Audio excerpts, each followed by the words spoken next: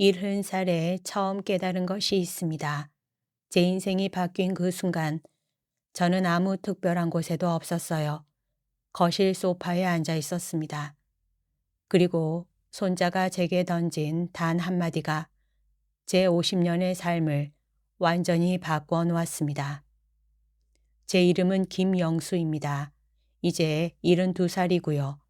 서울에서 40년 동안 수입 판매업을 했습니다. 성공적인 사업가라고 불렸어요.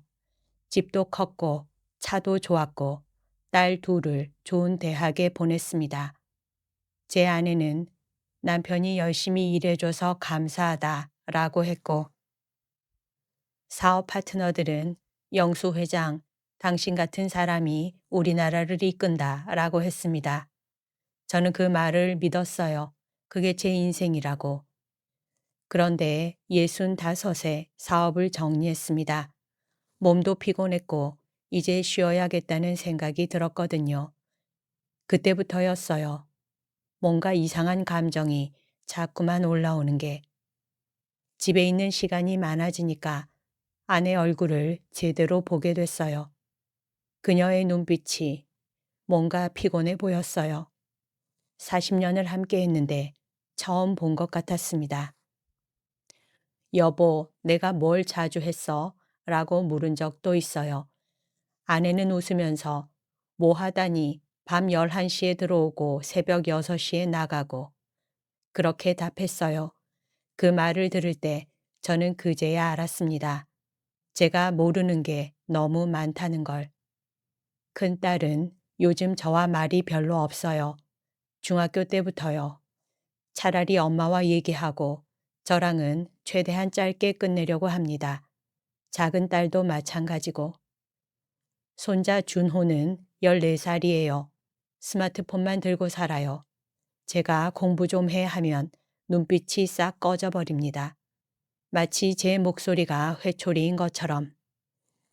그 무렵 저는 의사도 만나보고 신경정신과도 다녀봤어요. 혹시 우울증은 아닐까 싶었거든요. 왜냐하면 매일 밤 한 가지 생각이 자꾸만 들었거든요. 내가 뭘 한 거지? 40년을 열심히 살았다고 생각했는데 아내는 외로웠고 딸들은 아버지와 멀어졌고 손자는 저를 보면 피하는 그런 모습을 보면서 혹시 내가 잘못 살아온 걸까? 그런데 그걸 인정하기가 너무 힘들었어요. 왜냐하면 저는 언제나 옳은 길을 걸어왔다고 생각했거든요. 성공이 곧 옳음이라고, 돈과 지위가 곧 사랑이라고, 내 책임을 다하는 것이 가족을 위하는 거라고. 그런데 이제 와보니 그게 거짓이었던 건 아닐까 하는 생각이 계속 들었습니다. 2022년 어느 평범한 일요일 오후였어요. 저는 거실 소파에 누워 천장을 보고 있었고 손자 준호는 방에서 유튜브를 보고 있었어요. 아내는 부엌에서 밥을 준비하고 있었어요. 그때였어요.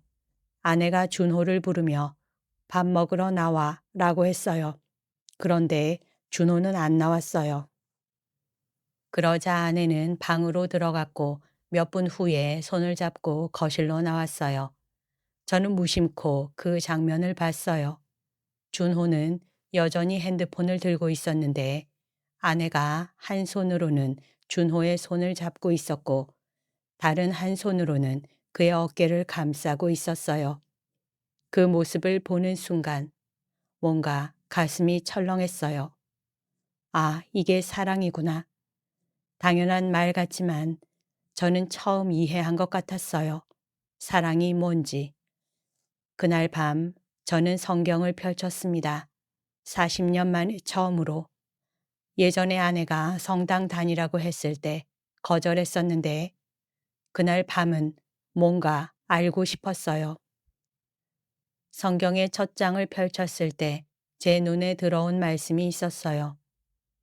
아버지들이여 자녀들을 화나게 하지 말고 오직 주님의 훈육과 훈계 속에서 양육하십시오. 그 말을 읽는 순간 제 눈에서 눈물이 나왔어요. 내가 그동안 딸들을 화나게만 했구나. 주님의 훈육이 아니라 내 분노였고 사랑이 아니라 강요였구나. 그때 처음 깨달았어요. 제가 제 가족을 뭔가 잘못 사랑해 왔다는 걸. 그 다음 날부터 저는 달라지려고 노력했습니다. 의식적으로. 먼저 아내에게 가서 물었어요. 내가 뭘 잘못했는지 말해줄래? 아내는 처음엔 놀랐어요. 이렇게 물어본 게 처음이었을 거거든요. 아내는 오랫동안 침묵하다가 말했어요. 당신이 뭘 잘못했는가 보다는 우리가 얼마나 외로웠는지를 알아주면 좋겠어. 그 말을 듣고 저는 그제야 알았어요. 제가 열심히 일한 것 자체가 문제가 아니었다는 걸. 문제는 내 가족의 마음을 듣지 않았다는 거였어요. 그날부터 저는 매일 아침 아내와 차 한 잔을 마시며 얘기했어요. 어제는 어땠어? 무슨 생각했어? 처음엔 어색했어요. 어떻게 물어야 할지, 무슨 말을 해야 할지 몰랐거든요. 하지만 아내는 천천히 저에게 40년을 가르쳐 주기 시작했어요. 그리고 손자 준호에게요. 저는 준호에게 가서 이렇게 말했어요. 할아버지가 지금까지 너한테 잘못했어. 미안해. 준호는 깜짝 놀랐어요. 할아버지가 미안하다고 한 적이 처음이었거든요. 넌 뭘 원하니? 할아버지가 뭘 해줄 수 있을까? 준호는 작은 목소리로 말했어요.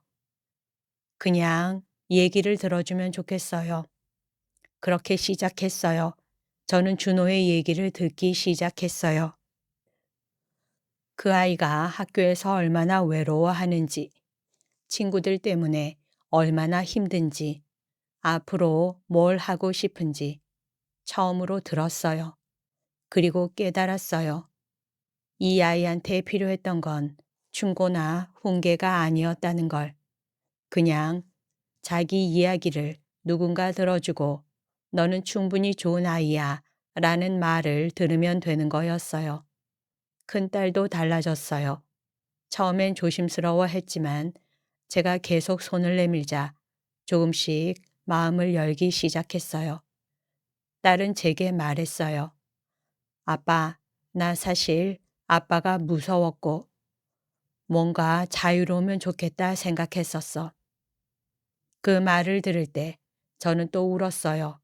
제 사랑이 얼마나 무거웠는지를 깨달았거든요. 그 과정에서 저는 성경을 자주 펼쳤어요. 특히 이 말씀이 제 마음에 깊이 들어왔어요. 사랑은 오래 참고, 사랑은 온화하며, 시기하지 않고, 자랑하지 않으며, 거만을 부리지 않습니다. 제가 어떻게 살아왔는지가 다 들어 있었어요. 저는 참지 못했어요. 아내를 재촉했고, 딸들을 재촉했고, 손자를 재촉했어요. 빨리 공부해. 빨리 성공해. 빨리 뭔가 돼. 그게 사랑인 줄 알았어요. 하지만 그건 사랑이 아니었어요. 그건 제 욕심이었어요. 제 두려움이었어요. 혹시 내 가족이 실패하면 어떻게 하나 하는 두려움 말이에요. 그리고 또 다른 말씀이 있었어요. 부모를 공경하십시오. 이것이 약속이 있는 첫 번째 계명입니다. 저는 처음 이해했어요. 자녀를 공경하는 것도 포함된다는 걸. 제가 딸들의 선택을 존중해야 한다는 걸. 제가 손자의 속도를 받아줘야 한다는 걸. 실은 이게 가장 어려웠어요. 왜냐하면 50년을 내가 맞다는 확신으로 살아왔거든요. 그런데 이제 와서 내가 틀렸을 수도 있다 라고 인정해야 했거든요. 지금 저는 72살입니다. 3년이 지났어요. 여전히 완벽하지 않아요. 여전히 실수합니다. 가끔 아내에게 이 정도면 충분하지 않아 라고 따진 적도 있고 손자가 성적이 떨어졌다는 말에 한숨을 쉰 적도 있어요. 하지만 전과는 달라요. 제가 그 실수를 인식합니다. 그리고 그 다음 날 아내나 손자에게 가서 어제 할아버지 때문에 네 마음이 어려웠겠다 라고 말해요. 그러면 아내는 웃고 손자는 괜찮아요 할아버지 라고 말해요. 그게 충분해요. 이젠 그게 충분합니다. 요즘 가장 자주 하는 일은 손자와 함께 산책 가기예요. 말하지 않아도 좋아요. 그냥 옆에 있으면 되는 거예요. 때로 준호가 할아버지, 나 이거 궁금해 라고 물으면 제가 그 답을 알 수도 있고 모를 수도 있어요. 모르면 그건 할아버지도 모르겠네. 함께 찾아보자 라고 말해요. 이건 3년 전에는 생각도 못한 일입니다. 아내와는 매일 아침밥을 함께 먹으면서 얘기해요. 별로 특별한 얘기는 아니에요. 어제 날씨 좋았지. 이 반찬 맛있다. 이 드라마 재미있더라. 이런 식의 일상적인 대화예요. 하지만 제 아내의 얼굴이 전과 달라졌어요. 피곤해 보이지 않아요. 눈빛이 살아있어요. 그걸 보면서 저는 깨달았어요. 제가 아내를 행복하게 해주려고 40년을 열심히 일한 것도 의미 있지만 지금 이렇게 옆에 앉아서 밥 먹으며 웃는 것이 훨씬 더 의미 있다는 걸. 요즘 저는 자주 이 생각을 해요. 70살에 처음 깨달은 것, 그건 뭐였을까요? 성공이 인생의 전부가 아니라는 거였어요. 명예와 돈도 의미 있지만 그게 내 가족의 마음을 살 수 없다는 거였어요. 그리고 더 중요한 건 늦지 않았다는 거였어요. 70살에 깨달아도 아직 할 수 있는 게 있다는 거였어요. 요즘 저는 손자 준호와 함께 성경을 읽어요. 준호가 물어오는 질문들에 제가 대답해 주려고 노력해요. 완벽한 답을 하려고 하지 않아요. 그냥 할아버지도 배우는 중이야 라고 말해요.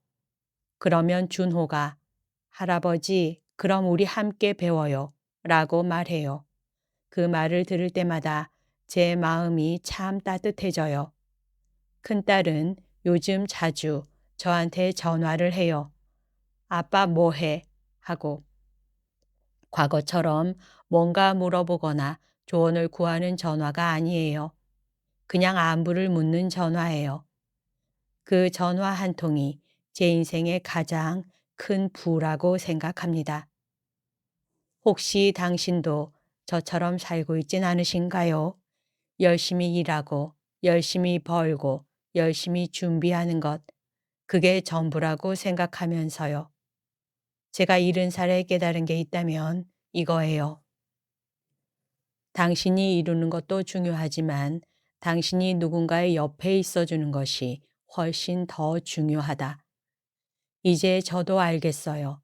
왜 성경이 사랑을 그렇게 강조했는지, 왜 부모 공경이 첫 번째 계명이었는지, 왜 너의 이웃을 너 자신처럼 사랑하여라 라고 했는지. 그건 다른 누군가를 위한 게 아니에요. 그건 나 자신을 위한 거였어요. 내 영혼이 살아나기 위한 거였어요. 70살에 제가 지금도 배우고 있습니다. 성공하는 법이 아니라 사랑하는 법을 말이에요. 혹시 이 영상을 보고 있는 당신도 아직 늦지 않았습니다. 지금 당신 옆에 그 사람이 있다면 손을 한번 잡아주세요. 말 없이요. 그냥 옆에 있어 주세요. 그것만으로도 충분합니다.